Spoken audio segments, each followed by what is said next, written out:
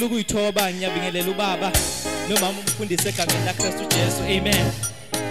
Ngibingelele ogogo abaphakathi kwethu egameni laKristu Jesu amen.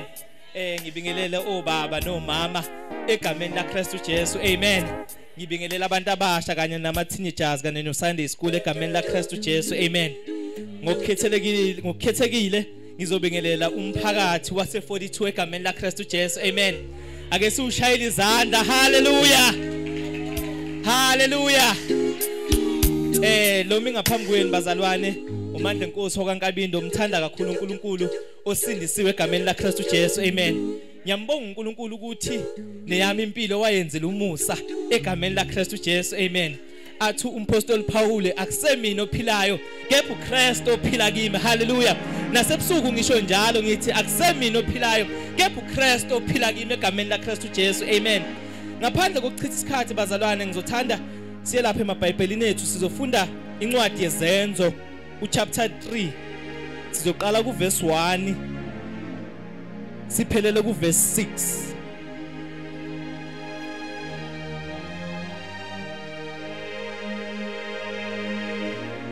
Jesu yema nami Jesu yema nami Jesu yema nami nasebusimeni Jesu yema Jesu yema nami Jesu yema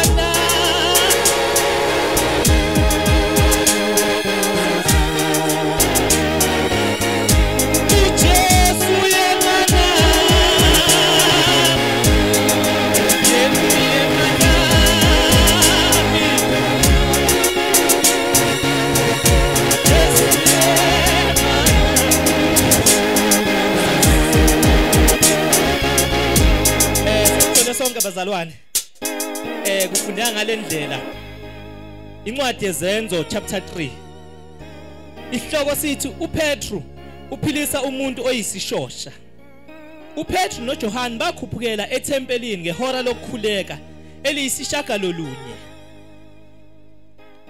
Kwase kulethwa indoda ethile eyisishosha kwasesiswini sikanina ababeyibeka imihla ngemihla ngasemnyango wethempeli othiwa omuhle ukuba icele ukwabelwa izipho kwabakenalo ethempelini.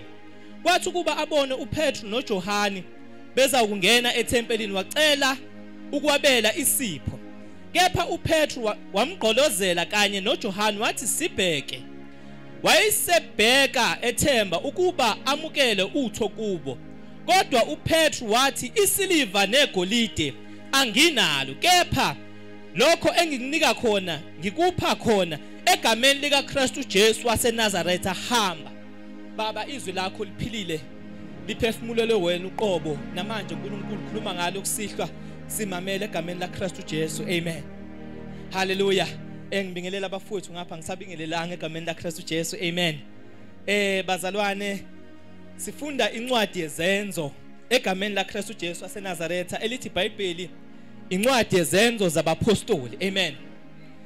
Uma ngiyibuka lencwadi mina ngizothi incwadi yezenzo zamandla kaMoya oNgcwele amen. Bazalwane uzothola ukuthi esikhathini samanje abantu abasathembele egameni likaKristu Jesu amen. But abantu sebefuna into ephathekayo abazothembela kuyo. But siyambonga uNkulunkulu ukuthi sikhona emhlabeni usinika igama engaphezulu wonke amagama khona igama likaKristu Jesu waseNazaretha amen. Igama esindiswa ngalo, igama esiphila ngalo, igama esiphephela kulo nikhona kodwa bazalwane. So incwadi yezenzo ngiyibuka njengencwadi yamandla amen. Lithi iBhayibheli uma ufunda uchapter 1 walencwadi uthi uJesu mayibashiya abafundi bakhe uthi anginishiyi nodwa kodwa nizokwamukeliswa uMoya oNgcwele egameni laKristu Jesu waseNazaretha uma sefikile uyonifundisa konke. Sikuthola kuverse 8 lokho egameni laKristu Jesu amen. uJesu into abafundi bakhe abashiya naye kanti uma uzofunda uMateyu chapter 4 uthi kena uJesu anginishiyi nodwa kepha nginishiya nomduduzi okuyoba umoya ongcwele into efakazela nakhona la kwizenzo ethi kena kepha ngosuku olukhulu ngiyonishiya nomoya ongcwele ngumduduzi nihlale eJerusalem ningamuki. So uJesu uyayigcizelela na kuMateyu chapter 4 ukuthi yena anginishiyi nodwa kepha ngiyonishiya nomoya ongcwele. Ngicela ukubambeke lokhu ke bazalwane sizohambisana kunezinto uJesu mayihamba ashiya nazo. Into yokuqala washiya nomoya ongcwele. Okwesibili washiya nezwi lakhe. Okwesithathu washiya nomthandazo. Okwesine washiya negama elingaphezu konke amagama akho. Nikhona kodwa bazalwane. Lithi iBhayibheli uma uqhubeka nalendaba uchapter 2 kwathi sebehlangene ngosuku lwePentecost. Kwase kwehla umoya ongcwele. Bathi abaphezulu badakiwe kusho abaphansi. Wayesesukuma uPetru wathi kena hayi asidakiwe thina kepha kufezeka imibhalo uJesu ashiya naye. Sekwehla amandla kamoya ongcwele manje akusathina esikhulumayo kepha sekuumoya ongcwele okhuluma nathi. Lithi iBhayibheli kwakuyilimi ezahlukahlukeneyo. Nikhona kodwa bazalwane. Lithi iBhayibheli uma uqhubeka nalendaba uya ku chapter 12. Lithi iBhayibheli inkosi uHerodi yabulala uJakobe. Uma inkosi uHerodi ibulala uJakobe yayisiza ukuthi khona abanye abafundi abasele bakaIsrayeli kulabafundi abasele khona noPeter uSimoni Petru. Amen. Lithi iBhayibheli kena uma inkosi uHerodi sizwile ukuthi khona noPetru yayisikhathazeka. Lithi iBhayibheli kena uma inkosi isikhathazeka yayisifuna ukubulala noPetru kanti uPetru angeke azambulale uPetru uzothatha afake etilongweni aboshwe. Lithi iBhayibheli uma uPetru eseboshiwe etilongweni ibandla lamkhulekela ngesineke lenza lento uJesu ashiya naye emhlabeni ukuthi sikhuleke ngoba umthandazo unamandla ayikho into ehlula umthandazo. Lithi iBhayibheli kena ibandla lamkhulekela ngesineke.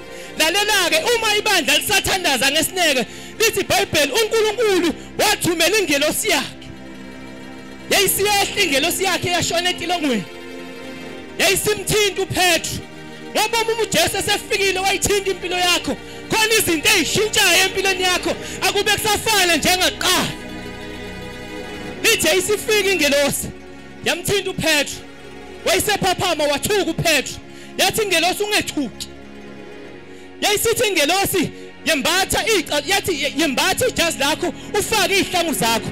Lokho kusho khona into ekushoyo eBhayibhelini icathulo. Lithi iBhayibheli uma ufunda incwadi yabaseEfesu chapter 3 uverse 6 lithi kena nigqoke izicathulo zokushumayela ivangeli. Lithi iBhayibheli kena uPetru wayesegqoka lezo izicathulo wayesembatha ijazi lakhe. Ijazi limeleni uzokhumbula ukuthi uJoseph ngale time eqinezelwa abafabo bakhumula ijazi ngoba bayazi ukuthi ijazi laliphethe amandla. So uma uPetru esembathisa ijazi ubuyiselwa amandla. Ngifuna uyibuke ingelosi ukuthi yini into eyiphethela uPetru. Umphethele izicathulo zokushumayela ivangeli. Umphethele ijazi lamandla. Uzomvusa ukuthi sengikhona mina. Lithi iBhayibheli wayeseyifaka izicathulo uPetru wayimbatha ijazi lakhe ayisethi ingelosi ngilandele. Ngifuna ukubambe lokhu uma uPetru selandela ingelosi. Lithi iBhayibheli uPetru wayiboshwe ngamaketane. Ngoba inkosi yamakhosi mayisifikile akukho okungenzeki kuyo. Amaketane obubeshelwe nedashuka izinto obubekele zona uyadlula kuzo. Iminyango ibivaliwe uyaphuma kuyo. Lithi iBhayibheli ayisimtshela ukuthi ngilandele. Lithi kwakunomlindo oqala zadlula kuye kumlindo oqalelela. Ngoba mawusuhamba nenkosi yamakhosi udlula lapho kuthiwa kudlula khona noma sebeyibekile izinto abangayibeka kepha siyaphunyuka ogibeni wabaquphi sizothi lalo ugibeni lwaphukile. Fikile umdala weinsuku. Fikile umafunga angajiki. Fikile ungikhona. Ufikile uSomandla. Ufikile insimbadla ezine. Ufikile ibulldozer endaweni yase42. Kunezinto ezizoshintsha. Fikile umafunga angajiki. Fikile kakaramba. Fikile ukumkane madoda. Sizodabula manje endaweni yase42. Batshela laba bebekubekele ukuthi usuhamba nenye indoda manje. Indoda edabula amafu, indoda edabula emlilweni, indoda ehamba esandweni somlilo. Jehova igama lakhe. Fikile. Sonini nanini. Lithi iBhayibheli bafika kumlindi wesi2. Bangificelele. Ngoba lapho singena khona madoda, izinto ziyenzeka. Engathi ngasho namhlanje ebusuku ukuthi uma usuthola uJesu, uthola umuntu ekuthiwa izinto ziyenzeka kuye. Thola iqhawe elinamandla. Bafika kumlindi wesi2. Ngiyayibuza ukuthi nabalindi laba yini into eyibazelisa. Kepha ngiyaqonda ekugcineni ukuthi mayisefikile umdala weinsuku, zonke izimo ziyamlalela. Uma sefikile umdala weinsuku, ukugula konke kuyaguqa kuye. Uma sefikile umdala weinsuku, izimo zonke ziyakhothama kuye. Samba nenye indoda elimela izwi lakhe. Lithi iBhayibheli sebephumile kumlindi wesi2. Wayesemdedela, ingelosi yayisemdedela uSimoni uPetru. Wathi hamba. Ngiyayithanda-ke leyo ukuthi hamba. Ngoba lithi iBhayibheli uma ulifunda kuMateyu uthi uJesu ngiyonenza abadobi babantu. Uthi uJesu ngiyonenza abadobi babantu, akasho ukuthi ngizoba abadobi babantu, kodwa ngiyonenza abadobi babantu. Uma usumdobi, uma yena ekubuka kanje, ambuka umuntu wakhe do, ngoba umthembile. Ngifuna la singeneke kule ndaba yami, sengizovala egameni laKristu Jesu, amen. Lithi iBhayibheli oSimoni Petru bahlangana ngehora lokukhuleka. Ngoba uma usungumzalwane kunesikhathi somthandazo ohlangana ngaso, kune appointment wena noNkulunkulu enihlangana ngayo. Lithi iBhayibheli banyukela endaweni banyukela entabeni kaJehova. Ngoba uma usukhola ungumntwana kaNkulunkulu, kunendawo lapho ohlangana khona, kunendawo lapho xoxa khona indaba zakho noThixo. Uma usumamkela uJesu, kunendawo la ufika ubike khona indaba yakho. Awubusabheka izimo ukuthi zinjani, kepha uthi ngifuna ukuyothulula inhliziyo yami, uthi ngifuna ukuyomtshela konke. Lithi iBhayibheli banyukela endaweni yokuthandaza ngehora lokuthandaza uSimoni Petru noJohane. Lithi mabebuya ukuyothandaza base beye ethempelini. Mabefika ethempelini kwanginendoda eyayisigula isikhathi eside. Lithi iBhayibheli le ndoda yayilokhu icela utho, abantu babeyinika izinto ezitemporary. Le ndoda iphinde ibuye futhi nangakusasa izohlala eminyango omuhle wasethempelini, iphinde ikhangeze futhi baphinde bayinike izinto ezitemporary. Lithi iBhayibheli iphinde ibuye futhi le ndoda nangakusasa izohlala eminyango wasethempelini, baphinde bayinike izinto ezitemporary. Kanti sekufika isikhathi ke manje madoda, sekufika iappointment yayo le ndoda lena, sekufika izinto ezingekho temporary, sekufika izinto ezipermanent. Engathi namhlanje ngizosho ukuthi khona izinto ezizofika namhlanje empilweni yakho azisekho temporary, kepha sezipermanent. Kunezinto engizozamukela namhlanje ebusuku. Bafungile abantu ngempilo yakho, batshela ukuthi basheshe bahleka, kepha inkosi ingizwile namhlanje. Fikile umdala weinsuku, fikile ebusuku madoda. Ngiyamthanda uPetru. Uma sebefika kule ndoda, uPetru uyamsusa uJohane kwinkulumo yakhe. Kepha uJohane ukhona eceleni, kepha uyamqhelisa kwinkulumo yakhe. Yilaleleke ithini inkulumo kaPetru. Uthi igolide nesiliva anginalo, kepha ngiyokunika igama likaKristu Jesu elizokusindisa kulokugula kakho. Uthi uPetru akasho ukuthi igolide nesiliva asinalo, kepha uthi igolide nesiliva anginalo, namhlanje kunabantu ekuzovuka ubufakazi kubo ukuthi igolide nesiliva asinalo kodwa kunye esikwaziyo igama likaKristu Jesu waseNazaretha igama elisindisayo igama esiphumelela ngalo igama esiphiliswa kulo yafika le ndoda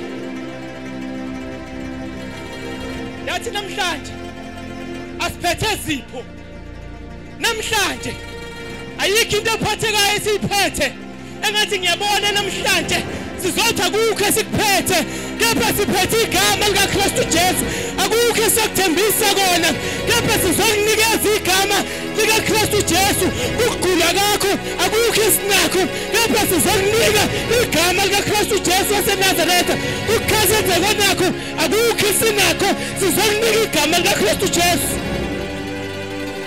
yikho into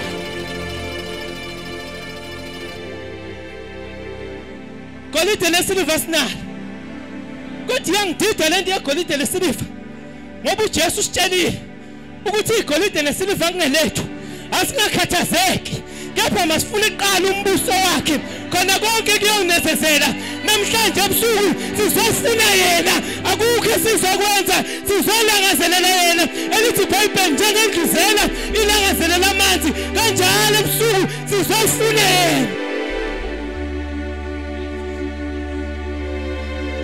bafikile abantu basithembisa into eziphathekayo zahamba endleleni zashiya bafikile abantu basinika izinto eziphathekayo zahamba endleleni zashiya bafikile abantu basinika izembatho zabo zahamba zaguga endleleni kepha namhlanje ngizomemezela ukuthi sizokunika igama silethe igama eliphilisayo silethe igama elingumanqoba silethe igama esiphumelela ngalo akukho esinakho kepha sinegama likaKristu Jesu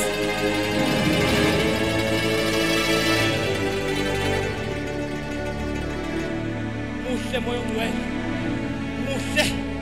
muhle somhlekazi siyakubonga ebusuku uNkulunkulu wethu siyakubonga ebusuku udwala lensindiso yethu siyakubonga ebusuku uNkulunkulu wethu ukuthi mase siphethe leligama onke amadola ayaguqa siyabonga ukuthi mase siphethe leligama zonke izilimi ziyavuma siyabonga ukuthi mase siphethe leligama yonke imibusi yakhothama egameni likaKristu Jesu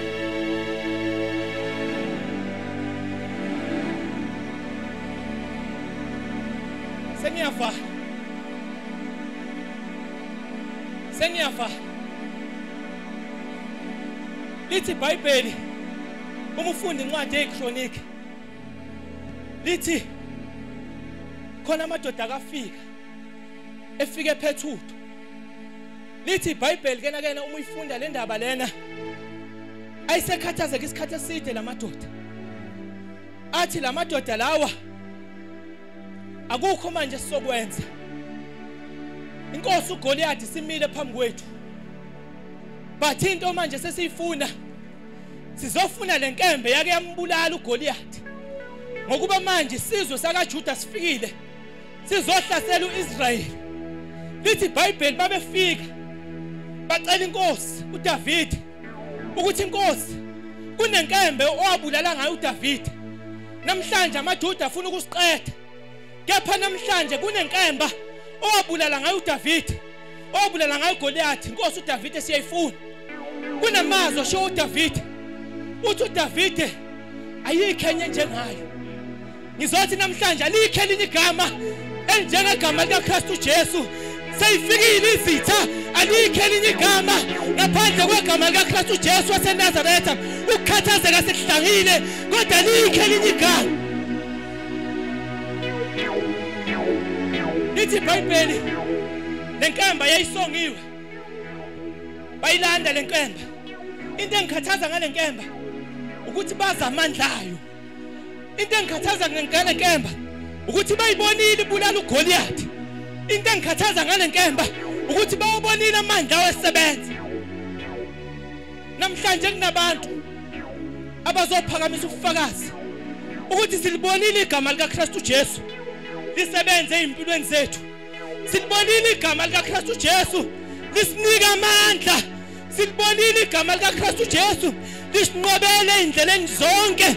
Silibonile igama likaKristu Jesu lihamba nathi kusukela kuJanuary kuzoze kube uSeptember. Mhlawumbe ukhona sesiyathandaza, mhlawumbe ukhona ebusuku yamdinga uKristu Jesu asize impilo yakho, usustruglishe kakhulu, uyizamela ngawakho amandla, uyizamela ngokwakho ukuqonda, kepha uhamba ushayeka endleleni. Bathi namhlanje likhona igama elingabuyisa ithemba empilweni yakho, likhona igama elingabuyisa amandla empilweni yakho, likhona igama elizobuyisa izinsuku ezidliwe izikhonyana. Ngaphakama ume ngeinyawo sizothandaza. uNkulunkulu ubuka isidingo 42 ukuthi kunabantu abazofumana umusa, kunabantu abazosindiswa, ngoba likhe elinye igama esililethile 42 ngaphandle kwegama likaKristu Jesu waseNazaretha. Mayikhona othi Nkosi uthandaza, othi mfowethu uthandaza nami, aphakame ngeinyawo. Ezinye izinto zingaqondane nomakhelwane, ezinye izinto ayidingi umuntu ofike nayo, kepha ifuna wena uqobo. uNkulunkulu akubusise siswami same lapha. uNkulunkulu uzowenza umehluko empilweni yakho.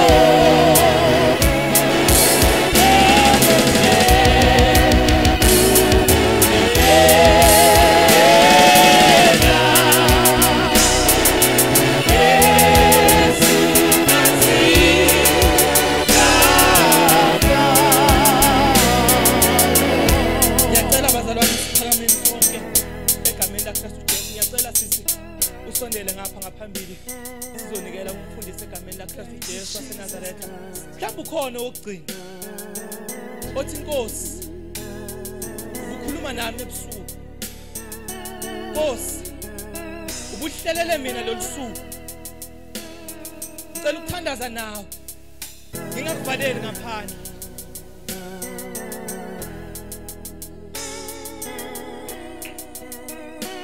Uma uzoyizamela ngamandla akho mntana sekhaya, kuzoba nzima, kepha nangu uJesu uthi ijoke lami lilula. Nina phonsani konke, phonsani yonke imithwalo yenu ngimthwalele yona. Nali ijoke elilula kunamajoke onke akhona emhlabeni, ijoke likaKristu Jesu.